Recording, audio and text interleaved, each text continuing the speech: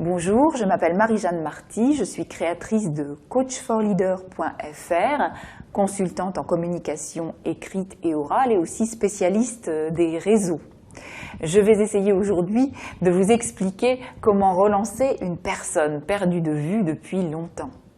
Très souvent, les gens n'osent pas relancer, téléphoner à une personne qu'ils n'ont pas vue depuis longtemps et que pourtant, parfois, ils ont très bien connue. Pourtant, relancer une personne perdue de vue depuis longtemps est très simple. Il suffit juste de décrocher son téléphone. En fait, c'est le premier pas qui coûte qui est le plus dur.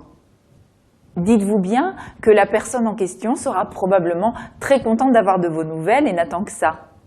Pour vous faciliter la tâche, préparez rapidement votre entretien sur un papier en vous rappelant par exemple des circonstances de votre dernière rencontre avec une anecdote de préférence amusante. Pour l'heure, ne lui demandez rien. Si vous vouliez lui demander un service, mettez ça de côté pour plus tard. Soyez juste sympa, convivial. L'important, surtout là, c'est de décrocher un rendez-vous physique. Le plus important étant bien sûr de rencontrer cette personne en face à face. C'est la forme la plus efficace de prise de contact. Derrière vient le téléphone et loin derrière le mail. Donc ne vous contentez pas d'un simple coup de fil ou d'un mail non suivi d'un rendez-vous, ça n'aurait aucun intérêt. Voilà, vous savez à présent comment relancer une personne perdue de vue depuis longtemps en faisant bien sûr le premier pas.